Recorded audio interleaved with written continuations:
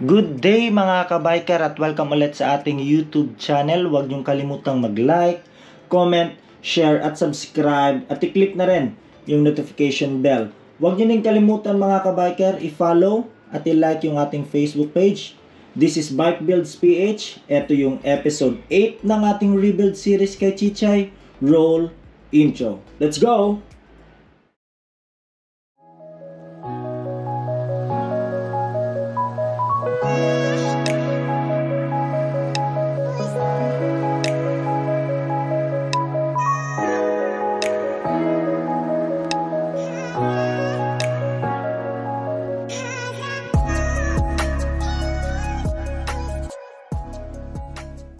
So ayun na nga mga kabiker, ito yung episode 8 ng ating rebuild series kay Chichay.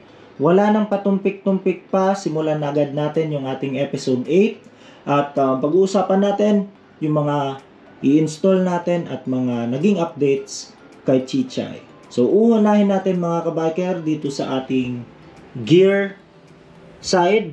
Ito mga kabiker, kung napapansin nyo, nilagyan na natin siya ng Hanley. Ulit kay Papa JC yan. So shoutout ulit kay Papa JC. Nilagyan na rin natin ng onting detalye dito sa ating shifter rod. Yan. So kabilaan yan mga kabiker. At dito din sa kabila mga kabiker is nilagyan na rin natin pala to ng cover yung ating kick pedal. Eto. Yan siya mga kabiker. So malinis na yan. At di na natin ilalagay yung ating kick pedal kasi ibabalik natin yung ating starter na ang brand niya is SPS mga kabiker. So bibili tayo soon ng Ducati switch. Kung napansin nyo, meron na tayong Ducati switch, pero yun na nga, pagbili natin is second hand. Wala siyang wirings dun sa passing light, pero meron akong na kausap, si bossing, kaya niya raw gawa ng paraan. Medyo kamahalan yung labor, pero okay lang yan mga kabiker kasi knowledge tsaka skill o talent nyo yan. So dapat hindi nyo binabarat o kumbaga binabayaran nyo yung knowledge, hindi lang yung labor ng gumagawa ng iyong motor o wiring. So ano ba yan? So next mga kabiker is ito yung ating mga pyesa. Unang-una, ito yung outdo. Ito ay 5L ata to. Yung hindi ako ewan ko lang. Pero ito ay 5L. Same to sa Mio mga kabiker. Nilakihan ko yung anong tawag dito, battery natin.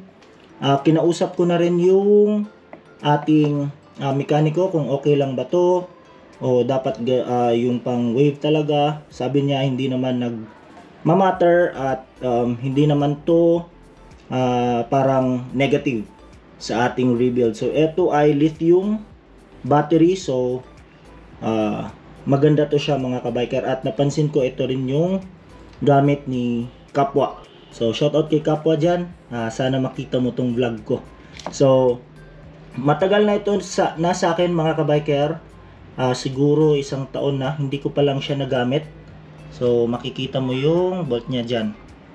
Yan, so may kasama na rin tong mga nut tsaka bolt para dito. So ilalagay na natin to mamaya dito sa ating U-box compartment. Next naman mga kabiker is etong medyo rare natin na Xbox KT Racing Racing CDI. No, ito ay pang wave tsaka pang nice. So Xbox edition. So ito mga kabiker is sobrang hirap na hanapin. Alam kong nakita nyo na ito mga kabiker. Pero para sa mga new viewers natin dyan at para sa rebuild series natin, ito yung gagamitin natin na Racing CDI. So alam nyo sa mga old viewers, mga subscribers natin noon na kung magkano natin to nabili. So yung outdo siguro nasa mahigit 1K. Ito sa pagkakaalam ko nabili ko to sa halagang 4,000 ata mga kabiker. Brand new is nasa 6,500. Nabili ko to 4,000. At ito ay kinonvert na yung wirings. So ito ay plug and play na, mga ka-biker. So next clip tayo. Yan. So next clip, ito naman, continue natin pag-usapan. Ito, ginawa natin siya ng holder kasi normally yung placement ng ating CDI is dito yan. Kung napapansin nyo, yung ito is para dito yan siya. So ang placement niyan is dapat ganyan. Ngunit medyo nahihirapan ako kasi parang hindi siya fit dyan. So ginawa natin is gumawa tayo ng bracket. At kung napapansin nyo, meron tong dalawang butas. So that means hindi to dito natin ilalagay, mga ka-biker. Sa loob ng U-box compartment natin to ilalagay. So meron siyang spiral bolt. Ito, dalawa. Tsaka meron siyang stopper. Tsaka merong tawag dito, stock bolt lang. Yan. So next naman is itong MSD coil. Ayan. So eto, mga ka-biker, is nabili natin second hand kay tropa natin, kay Utol Prince. Shoutout sa iyo dyan. Sa JV Specs sa Iloilo. So sana makapunta ulit tayo doon, makabalik tayo doon. So yan, binenta natin yung red natin, pinalitan natin ng black kasi trip ko lang. So etong sticker nga pala, mga ka-biker, binili natin to, boosted to. Meron tayong isang sample pa dito. Eto. Yan, eto naman is para sa red, yung PN 8207 para sa kulay red. Etong black is 82073 para to sa black. Etong sticker na to. So mabibili nyo yan sa Shopee. Eto yung Shopee store na nakuhaan ko nito. So nag-sponsor si bossing natin ito. So dalawang red yung nasa akin, tsaka ito isang black. So sobrang timing na meron tayong pang black na MSD sticker. Yan. So placement nito, mga ka-biker, is sa U-box din. Alam kong alam niyo na to, pero dito natin to ilalagay. Yan. Kung napapansin nyo, meron tatlong butas. Tsaka ito, merong isang oblong na butas para to sa wire. Tsaka dito is para sa mga fuse. So ito yung wirings niya, yung cable papunta dun sa ating anong tawag dun? Spark plug. Yan. So ito, MSD coil, sobrang sariwa pa. Yan. So syempre, dahil etong dalawang paglalagyan ng bolt is makikita, mga ka-biker, nagpagawa ulit tayo kay Papa JC ng hand lathe. Yan. Ito ay 8x35 ata. Tapos meron din tayong hand lathe na spacer. Yan. Meron din tayong dalawang hand lathe na spacer. So yung sa ilalim naman is ginamit natin o gagamitin natin is spiral lang, tapos etong alloy na spacer kasi hindi naman siya makikita, pero at least malinis pa rin. Tapos etong tatlong nut na meron siyang rubber stopper. Anong tawag dito? Stock lang ata to. Yan. So last natin is etong ating Daytona Essentials. Ang last na pag-uusapan natin, mga ka-biker, which etong tatlo is hindi natin ma-install ngayon dahil wala pa tayong handlebar. Yan. Ito is para sa fluid tank. Meron na tayong tangke ng Daytona din. At ito is para sa oil bolt. So ito muna yung pag-uusapan natin. Ito, bossing, mga ka-biker, is kinumpleto natin. So usually sa Thailand, mga ka-biker, yung mga Vans na build, nilalagyan nila ng mga Daytona Essentials. Kumbaga para sa detalye na rin yan. Ngunit sa akin, mga ka-biker, gusto ko na maganda, gusto ko kompleto, alam nyo yan.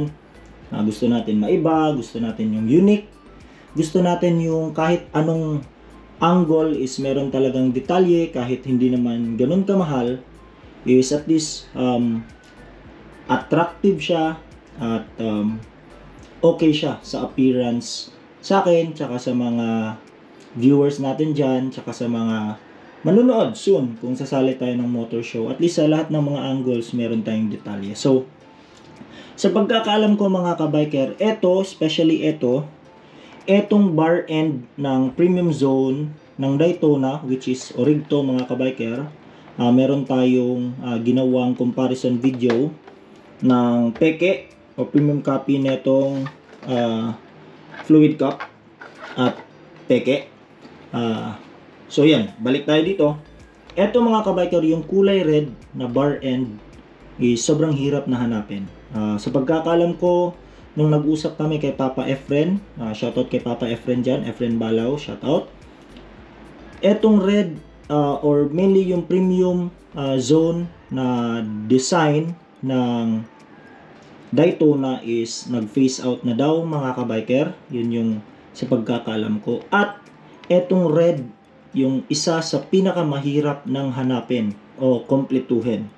So, ito ay 4 mga kabiker. Bar end, fluid cup, oil bolt, tsaka yung gas tank cover. So, meron din tayong gas tank cover mga kabiker. Wala siya dito. Makikita nyo rin yan sa vlog ngayon. So, eto mga kabiker, nabili natin to second hand.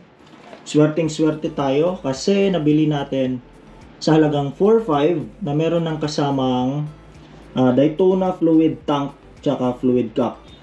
So, shoutout kay Papa dyan, Papa Marlo ata, kung hindi ako nagkakamali. Nabili natin yun sa halagang 4.5. Ito at yung fluid tank tsaka cup na Daytona. So, mayroong mga bossing natin dyan na nag-offer, bili nila ng brand new price, pero hindi ko na to papakawalan kasi sobrang hirap nang maghanap ng kulay red na Daytona. So, comment nyo dyan kung totoo ba o fake yung sinasabi ko, pero sa pagkakalam ko, phase out na tong design, tsaka sobrang hirap talaga yung red, especially yung red. Kasi merong silver, merong gold, merong green, yung red, eto, tsaka merong blue. So, yung green, gold, tsaka silver at blue is meron pa kayong mabibili na complete set, pero yung red dahil dito sa bar end na sobrang hirap ng hanapin at dahil ito rin yung isa sa pinakamadaling naubos, medyo mahirap na siyang kompletuhin. So, yun, ito yung papakita natin. Paglalagay nito, etong tatlo sa compartment ng U-Box. Tsaka kung asa na yung pang-apat natin, yung gas tank cover natin na Daytona. So, eto sobrang special to na build kasi trinay ko talaga na makompleto. Trinay ko talaga na sobrang okay yung kanyang output. So, kahit hindi pinakamahal, pero at least nagawa natin yung gusto natin, nagawa natin yung plano nating output o kumbaga yung pangarap nating output mga kabiker. So, next clip, install natin, mapapakita na natin yung placement ng ating MSD coil, Kitty Racing na Xbox Edition na Racing CDI, tsaka yung ating outdo na lithium battery. Let's go! So, ayun nga pala mga kabiker, ito yung connector ng wire natin. So, meron yang rubber. Ito, rubber to. At saka, ito is, I guess, napakita ko na. Pero ito is napalitan na natin ng hand lathe na nut, 6mm. So, ulit shoutout kay Papa JC. Kompleto na yan. Yan. Dito, sa ating tank din. So, ngayon mga kabiker is, papakita na natin yung placement ng ating MSD coil at iba na ilalagay natin dito sa ating U-Box compartment. Let's go! Ito na siya mga kabiker. Diba sinabi ko kanina, kompleto yung ating Daytona Essentials. So, ito na yung ating gas tank cap. So, off-cam is ginawa na natin to siguro 5 days ago mga kabiker. Kaya naka-cling wrap na yan at naka-pesto na yan. So, ito mga kabiker is hindi siya katulad ng ibang mga gas tank cap na merong lock. So, ito is pressed talaga mga kabiker. So, yan. So, wala yung bolt na ginagawang panghigpit. So, ito is press talaga.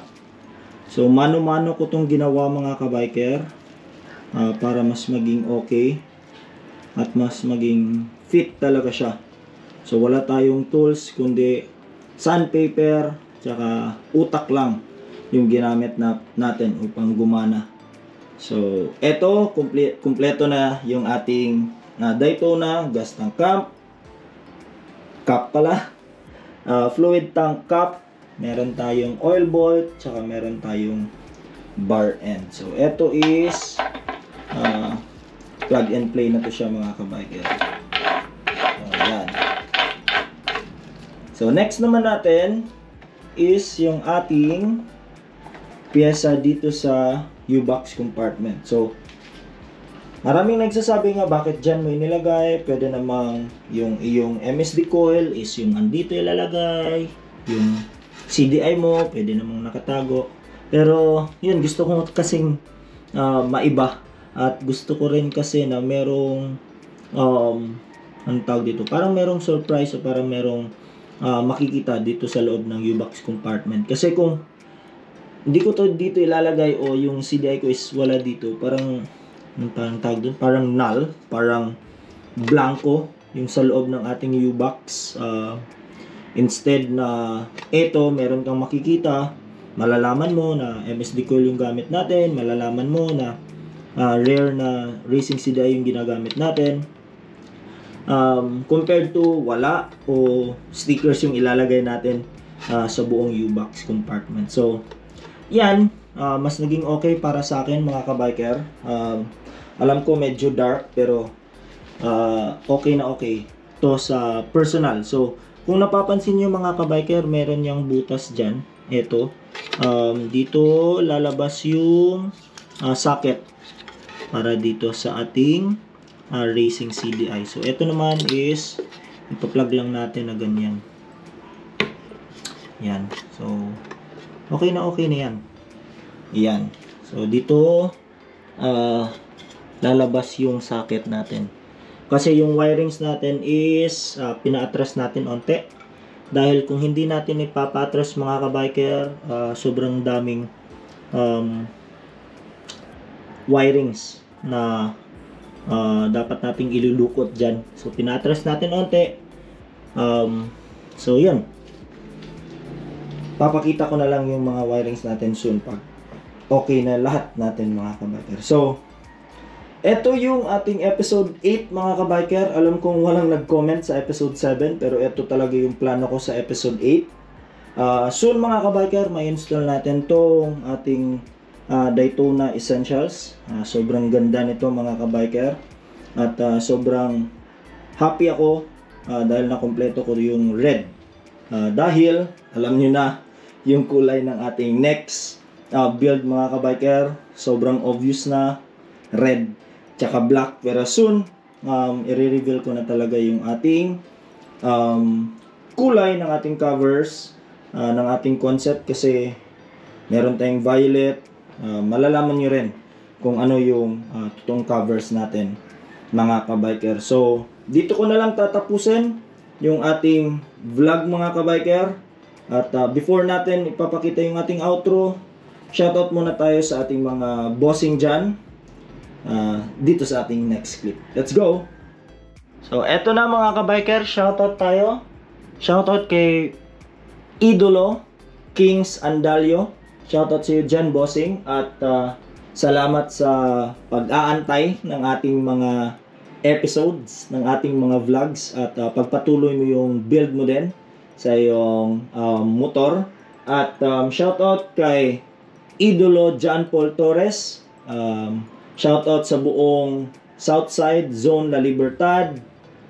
Shoutout kay Idolo Mark Vincent Amante ng Gimba Nueva Ecija. Shoutout sa iyo dyan, bossing. Shoutout kay Brother Idol Marklin Tubog at sa buong Southside Zone Dumaguete.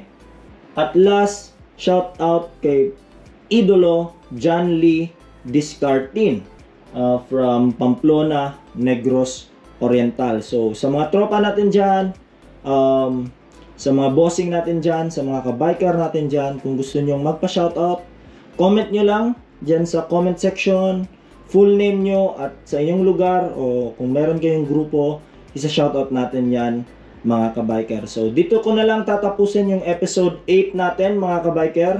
Yung episode 9 natin, comment nyo lang kung gusto nyo meron tayong bagong content about sa rebuild natin.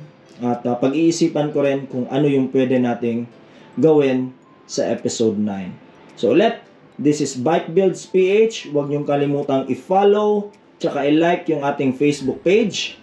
Huwag nyo kalimutang i-like, comment, subscribe, at i-click na rin yung notification bell at i-share nyo tong video para merong idea, merong mga bagong matutunan yung mga tropa natin, especially yung mga nagbibuild ng Nice 110 at Nice 125. This is Bike Builds PH. Roll outro. Let's go!